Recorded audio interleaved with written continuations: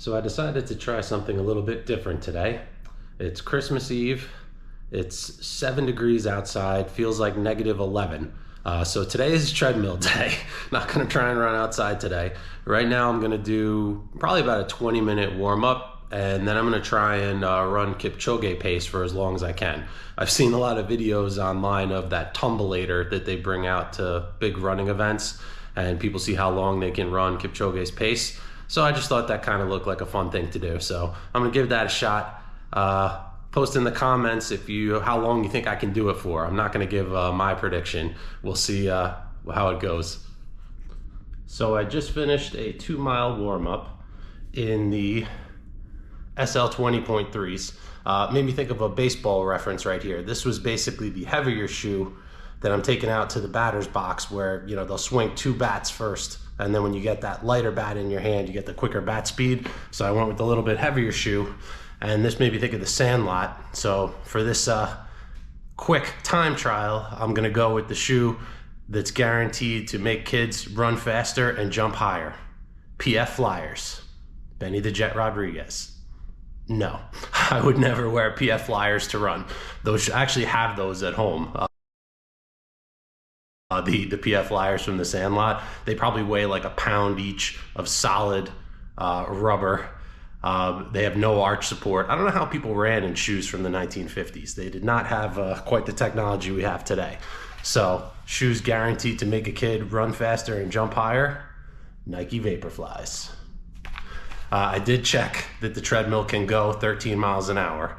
So that's what I'm gonna do now. Not all treadmills can do it. Some of them end at 10. So I'm gonna set it to 13 miles an hour, jump on there and see how long I can hold on.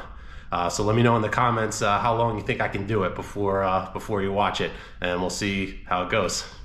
Wish me luck. Okay, the treadmill sounds like a jet about to take off. We'll see how this goes.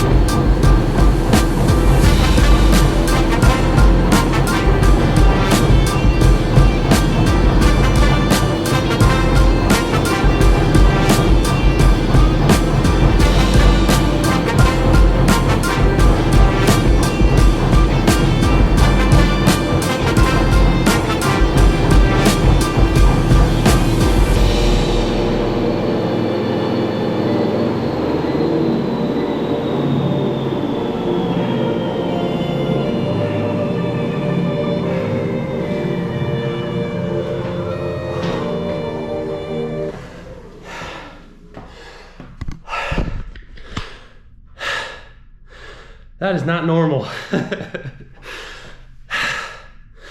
The fact that he can do that for 2 hours and just chilling at 60 miles an hour in the right lane basically for him is insane. That was basically my full out sprint. I was looking at my watch towards the end there, and I wanted to make sure I got to at least 2 minutes. So I think I stopped it right after 2 minutes. So I was starting to feel it a little bit in my hamstrings.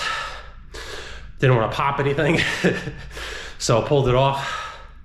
Maybe could have gone a little bit longer, but as you can hear, I'm completely out of breath. That is one superhuman Eulid Kipchoge. Very impressive. Now I'm gonna run a few more miles at a normal pace where I don't feel like I'm going to die. See you later. I got this shirt at Christmas. I thought it was appropriate since I was running so fast, like I was out running something. I actually looked online too and saw that the average speed for a T-Rex is about 7 miles an hour. So I can outrun an average T-Rex. Although at their peak speed, they can get up to 17 miles an hour. So then I might be in trouble. Velociraptors have got me. They can go 25 miles an hour. So the only one that can outrun them potentially is Usain Bolt. So thankfully there's no dinosaurs for me to worry about anymore. But I just thought that would be interesting to try that out. I've seen a lot of people do those videos trying to run Kipchoge pace and seeing how long they can do it. So I just wanted to give it a try. I know I can get up to 13 miles an hour, but that's really like kind of my closing speed at the end of a race if I push as hard as I can right to the finish line. So I've never really tried to run that fast for very long. So I ended up getting to about 700 meters, ended up being just over 2 minutes, but then maybe a second or two to stop my watch. So I'll just say 2 minutes. I think I can go longer, but I was feeling my my quads about halfway through. I could really feel the muscles stretching because I was stepping so fast and so longer strides than I would normally do in my normal runs. So I felt that muscle actually stretching as I was running, and I was like, yeah, I don't need to pull something and not be able to run. So so shut that down. Interestingly, my heart rate didn't get that high because I hadn't been out doing it all that long. I think it only got up to about 145 beats per minute because I was only running for 2 minutes. So I want to see if I could stretch that out. Maybe the next time I try it, see if I can get up to 3 minutes now that I have a bit of a baseline. But I made a joke about the PF Flyers during that video. These are the shoe from The Sandlot. Anybody who's seen that movie, when Benny the Jet Rodriguez has to outrun the beast, the giant dog, he puts on a new pair of PF Flyers. As I said in the earlier video too, I weighed these things and I joked that they're about a pound. And they're 15.91 ounces in my size, which is literally just under a pound. It's like, it's so heavy compared to all these shoes that I have, and it's just this thick block of rubber, you know, whereas with the Vaporfly here, I picked this thing up and it's like, you know, a paper clip compared to that. And this one's weighing in at 8.5 ounces, so it's about half a pound as opposed to an entire pound. So I thought the Vaporfly was the best shoe for me to choose for that, being a really lightweight shoe, a fast shoe with that carbon plate. Now I'm thinking it might be good to try it with the Takumi Sen too, or maybe even a lighter one because I don't need the cushioning since it's such a short run. So maybe the next time I try it, I'll try the Takumi Sen. But I thought that was interesting. Let me know if anybody else in the comments has tried to run that pace before and how long you could do it for. Like I said, next time I want to try and get it up to 3 minutes. But then something else I just wanted to mention, got a couple new shoes at Christmas. So Merry Christmas, Happy Holidays, everyone. But I recently got the Endorphin Speed 3. I've kind of been waiting for this one for a while. In another video I made, I dubbed the Endorphin Speed 1 the best running shoe of all time. I called it that because of its durability, its ability to go long, its ability to run tempo runs, races. It's comfortable, it's versatile. I think this is just the best shoe for the money that you could get. I have one run in this shoe so far. I took it to the treadmill yesterday and did about 7 miles in it, and it's a very different shoe from the original one. Now, which one is better, I'm not sure yet. I'm going to do a comparison video soon once I get some more miles in this shoe, but this definitely, you can feel that additional stack. They made it a little bit higher in the forefoot and the heel. They widened the plate. This actually is the plate sticking out the side here. They put little winglets on the plate. And the shoe itself is wider in the forefoot and the heel. That was one thing when I was running on the treadmill. I could actually see, you know, the sidewalls of the shoe coming out from the side of my foot, especially with this red. You could really see it as I'm running.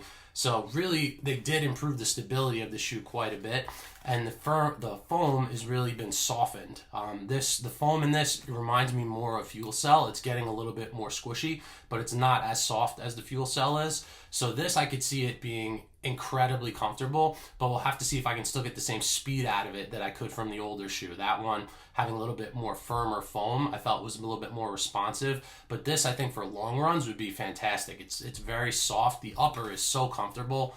The step-in feel of this shoe is great. I was just wearing them around the other day, and I'm like, this may be one of the most comfortable shoes I've ever worn. So I'm interested in getting some more miles in this one, see how it works for me.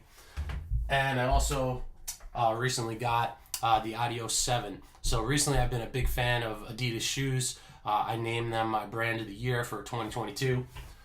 Two other siblings of this shoe are the SL20 and the Takumi Sen. So this shoe kind of fits right between these two. This one is light strike foam, a little bit more padded, more comfortable, more of a daily trainer. This one has light strike in the heel, light strike pro in the forefoot. It's narrower, a lightweight upper. This is in the Adi Zero line, so this is going to be a little bit more like the Takumi Sen, but it has the firmer light strike in the heel and a more built-up outsole. So I could see this being more durable for daily miles. So this is kind of like a tempo/race daily trainer. And then with the Takumi Sen, it's all light strike pro. Let's see the difference in weight between these right now.